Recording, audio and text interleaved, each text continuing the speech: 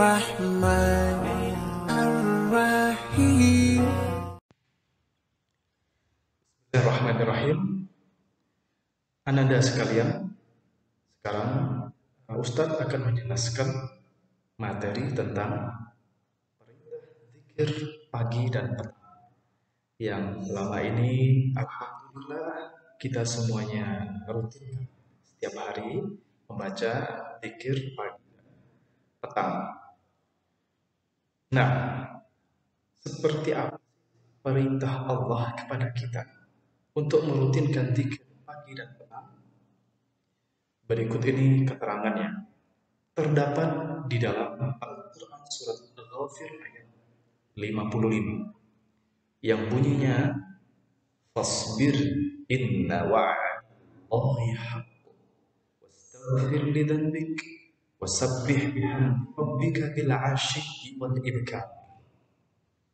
Maka bersabarlah kamu karena sesungguhnya janji Allah benar dan ampunan untuk dosa, dan bertasbihlah seraya memuji Tuhanmu pada waktu dan pagi.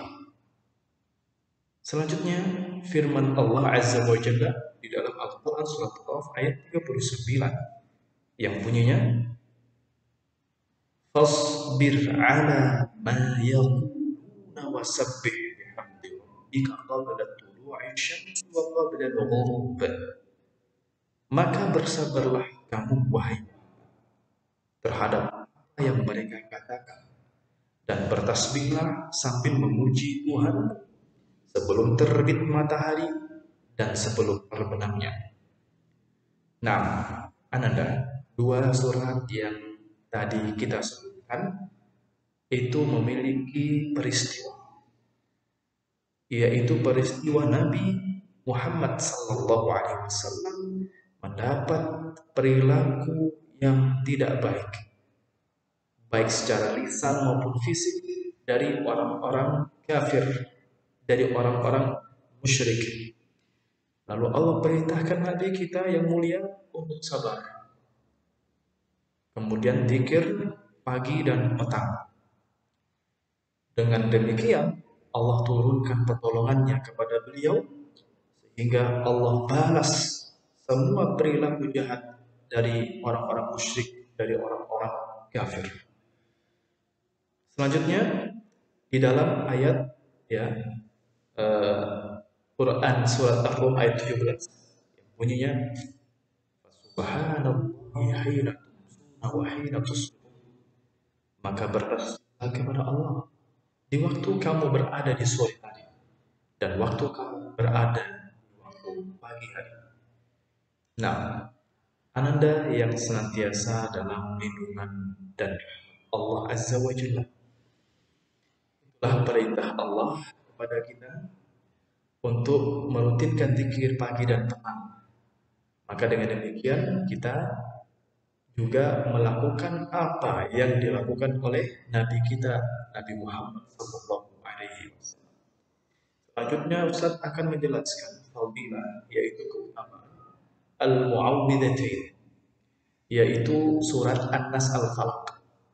Dua surat ini dinamakan Al-Mu'awwidhatain karena kedua surat tersebut diawali dengan a'udzu, aku berlindung.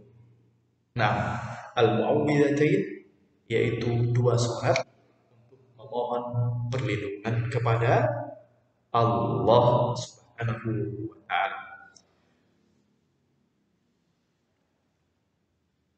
Dua surat itu insya Allah Ananda semua hafal. Tinggal sekarang Ustadz akan membacakan riwayat sebab turunnya dua surat tersebut. Berikut riwayatnya, hadis riwayat Al-Bukhari. Anda bisa lihat dan simak, juga bisa mengartikan teks Arab dari hadis berikut. An Isa bin Yunus, dari Isa bin Yunus. An Hisham ibn Urwah, dari Hisham bin Urwah. Apa itu arti bin? Bin artinya putra. Nah, Hisham putra Urwah, an abihi, dari ayahnya, an Aisyah, dari Aisyah. Siapa itu Aisyah? Nah, istri Nabi sallallahu alaihi wasallam. Anna, bahwasannya an-nabiyya, Nabi sallallahu alaihi wasallam. Masya Allah.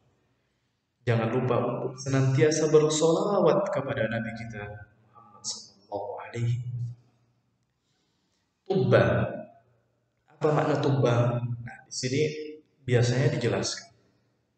Ayat suhira, disihir. Tubba berarti disihir. Disihir itu diguna-guna, disantet, ditenung, dan semisalnya. Hatta, sehingga innahu, sesungguhnya dia, la yukhayyalu ilaihi, dikhayalkan. Khayal yaitu khayal, bahasa kita juga ya, khayalan. Artinya Nabi dalam kondisi seperti melakukan sesuatu. Nah, coba kita lihat lagi. Annahu sana'a syai'an wa ma sana'ahu, bahwasannya beliau sana'a, berbuat, syai'an, sesuatu, wa ma sana'ahu, dan beliau tidak berbuat. Iya, jadi seolah-olah melakukan sesuatu tapi tidak melakukan. Itu yang beliau rasakan dari pengaruh sihir yang dikirim ke beliau. Wa annahu da'a rabbah, dan beliau da'a yad'u, berdoa. Masya Allah. Beliau dapat masalah berupa penyakit. Doanya ke siapa? Pada Allah. Minta tolong kepada Allah Azza wa Jalla. Padahal beliau seorang Nabi. Subhanallah. Beliau mencontohkan bagaimana kita harus terus bergantung kepada Allah. Kemudian beliau bersabda, asy'arti anna Allah aftani fima istaftitukum fi. Apakah kamu tahu? Kamu di sini adalah Aisyah. Jadi beliau berdialog dengan Aisyah. Apakah kamu tahu annallaha, bahwasannya Allah, aftani, memberi fatwa kepadaku, fima, terhadap apa yang istaftitukum fihi, saya meminta fatwa kepada kalian dalam hal itu. Baik, ini Ustaz sederhanakan bahasanya. Allah telah mengabulkan pintaku yang pernah ku tanyakan kepada kalian. Artinya, selama Nabi terkena sihir, beliau bertanya-tanya kepada istri-istri beliau, ada apa dengan saya? Ada apa dengan saya? Begitu doa kepada Allah, Allah kabulkan. Nah, faqalat Aisyah. Aisyah kemudian berkata, wa ma dzaka ya Rasulullah. Apa hal itu wahai Rasulullah? Qala, Nabi bersabda, ja'ani rajulan. Ja'a, telah datang, ni kepadaku, rajulani, dua laki-laki. Fajalasa ahaduhuma 'inda ra'si wal akhar 'inda rijli. Maka jalasa, duduk, ahadu, salah seorang, huma, dari keduanya, 'inda ra'si, di dekat kepalaku, wal akhar 'inda rijli, dan yang lain di dekat kaki. Para ulama menjelaskan dua orang laki-laki ini adalah malaikat yang menjelma. Ada yang menyebutkan satu malaikat Jibril, satunya malaikat Mikail. Nah, malaikat diberi izin oleh Allah untuk merubah wujudnya sebagai manusia. Faqala ahaduhuma li sahibihi, maka qala, berkata, ahaduhuma, salah seorang dari keduanya, li sahibihi, kepada sahabatnya. Oh, jadi dua malaikat ini saling berdialog. Ma waja'ar rajul, Ma apa wajah sakit ar-rajulu laki-laki ini. Laki-laki ini sakit apa? Maksudnya Nabi SAW. Qala al-akhar, yang lainnya berkata matbubun ay mashur. Matbub yaitu mashur, terkena sihir. Qala man tabbahu, berkatalah man siapa tabbahu yang mensihirnya, siapa yang menyihirnya. Qala berkatalah Labid ibn al-A'sam, ini ternyata nama si penyihir itu, Labid bin al-A'sam. Disebutkan dalam riwayat Labid bin al-A'sam ini seorang Yahudi, kemudian bersekongkol dengan Banat. Banat itu anak-anak perempuannya. Nah, maka dari itu ya ananda sekalian, kalau ananda buka surat Al-Falaq tadi, di situ ada kata-kata naffatsati fil 'uqad. Naffatsat, penyihir-penyihir wanita. Nah, pelakunya adalah para wanita. Dan subhanallah, sejak dahulu memang biasanya yang melakukan sihir itu adalah kalangan wanita. Makanya dalam legenda-legenda cerita itu lebih terkenal nenek sihir daripada kakek sihir. Nah, ananda ini ya, kalau dia tidak kenal agama jadinya seperti itu. Na'udzubillahi min dzalik. Qala fabimada, lalu berkatalah, fabimada, dengan apa disihir? Nanda di sini ada tanda garis bawah bahwasannya ya, kata-kata fabimada, dengan apa, maka fahamlah kita bahwa sihir itu ada media yang digunakan. Media sihirnya ada, langsung ujuk-ujuk disihir begitu saja. Oh tidak, dari keterangan ini ternyata ada sarana atau media untuk menyihir seseorang. Qala, malaikatnya bilang fi mushtin wa musyatatin, di sisir dan rambut yang rontok. Sisiran biasanya kan ada rambut yang rontok. Ternyata itu yang dijadikan media sihir oleh siapa tadi? Labid bin al-A'sam. Ini bahayanya ya, kalau ya untuk jaga-jaga potong rambut, nah itu jangan langsung dibuang ke tong sampah, tapi bisa ditanam atau dibakar. Intinya jangan sampai ketemu ya orang yang ingin berbuat jahat kepada kita melalui sihir. Nah, itu jaga-jaga. Barakallah. Wa juffi tal'i dzakarin, dan juf itu kering, tala' itu pokok, dzakarin maaf, tala' itu adalah pokok kurma, pohon kurma, dzakarin yang jantan, pohon kurma yang jantan. Nah, wallahu a'lam, ya itulah tugasnya penyihir, ada saja media-media yang digunakan. Qala fa aina huwa, malaikat bilang di mana bendanya itu? Qala fi darwan bi'rin fi Bani Zuraiq. Di Darwan. Darwan itu bi'r adalah sumur. Sumur Darwan yang ada di Bani Zuraiq. Nah, dibuang di situ atau ditanam di situ buhul. Nah, istilah buhul, media sihirnya ditanam di sana.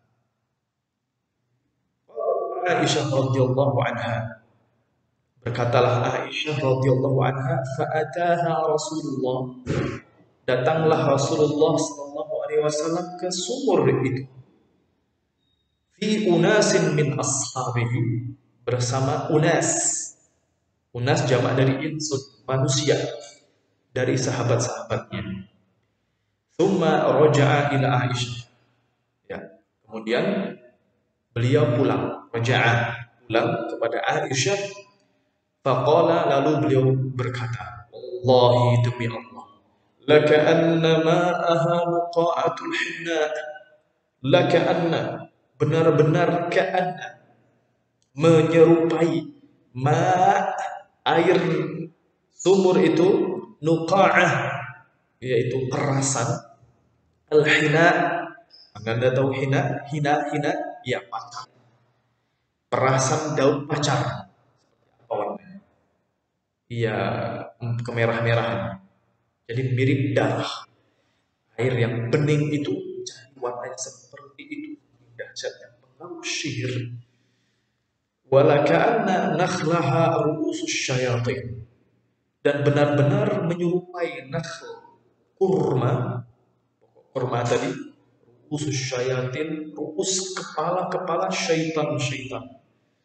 Subhanallah. Mengerikannya bentuk sihir yang dikirim oleh orang Yahudi tadi. Qalat, Aisyah berkata, fakultu, aku berkata lahu kepadanya, ya Rasulullah, wahai Rasulullah, halla akhrajtahu, hal la, tidakkah engkau mengeluarkannya? Dikeluarkan dari mana? Nah, dari sumur. Qala, berkata Nabi, amma ana faqad syafani Allah wa karihtu an uthira 'ala an-nasi syarran. Amma adapun aku, faqad, maka sungguh, syafani, telah menyembuhkan aku, siapa? Allah. Masya Allah. Anda yuk kita sedikit menggali hikmah pada perkataan Nabi, amma ana faqad syafani Allah. Adapun aku, sungguh aku sudah disembuhkan oleh Allah. Masya Allah.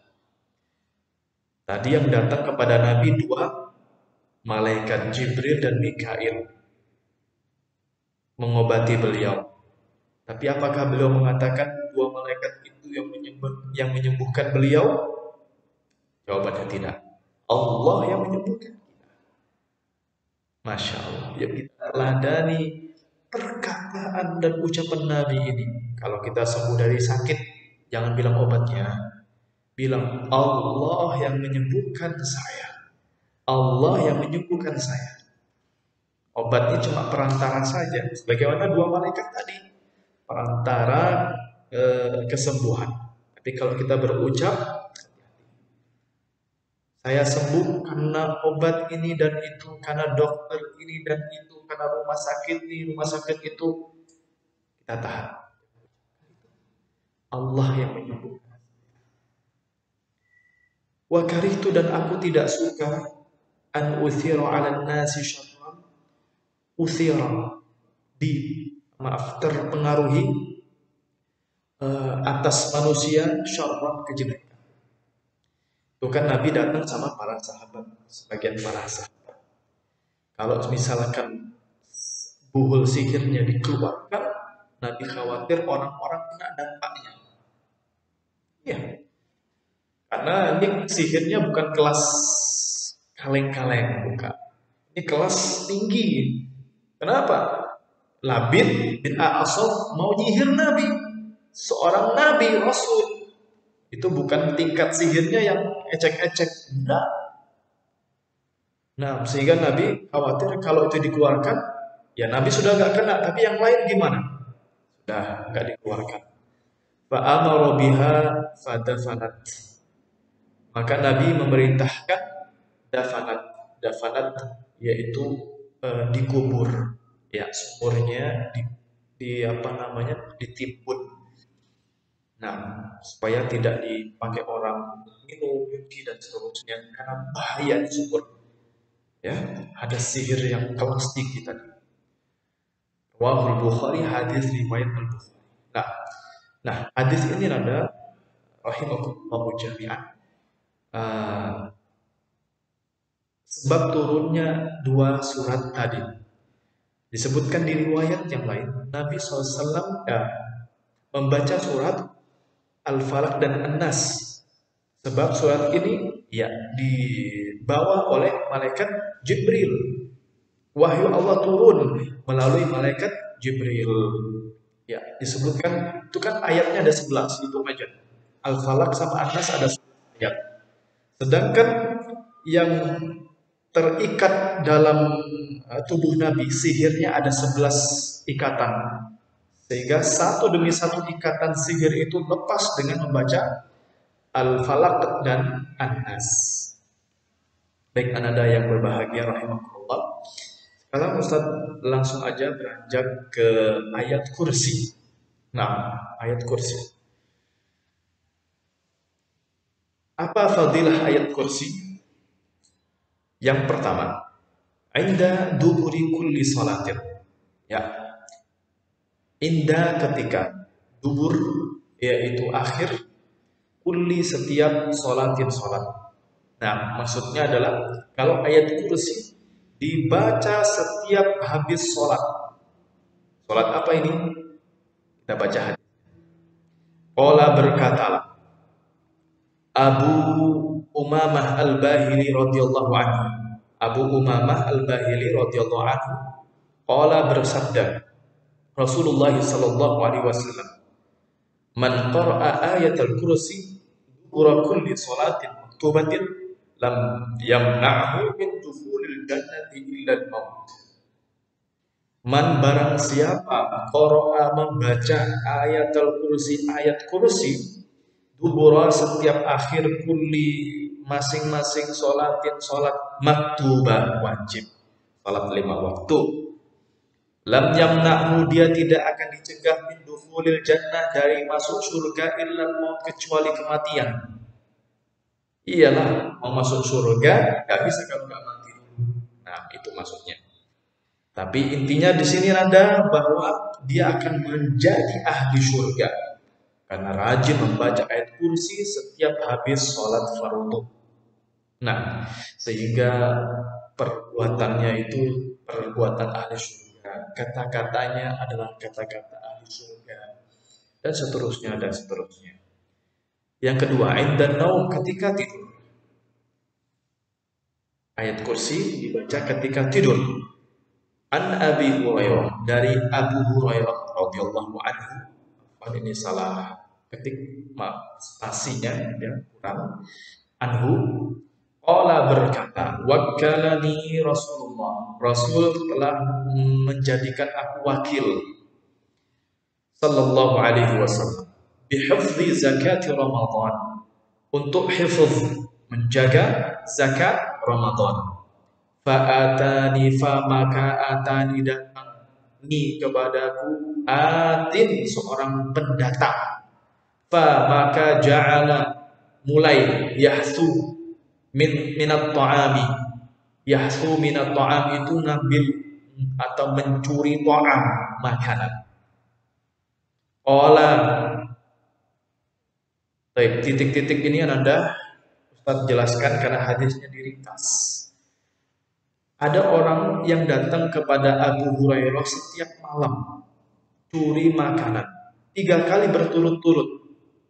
Sekali ditangkap, dia minta dilepaskan, dilepaskan. Besoknya juga demikian, ketangkap, dia minta dilepaskan, dilepaskan. Ketiga kalinya ditangkap, minta dilepas, Abu Hurairah enggak ngasih ampun.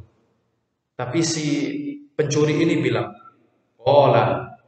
dia bilang, da'ni, biarkan aku u'allimka kalimatin yanfa'uka Allah biha. U'allimuka, aku mengajarimu kalimatin, kata-kata yanfa'uka Allah, Allah akan memberimu manfaat biha dengannya.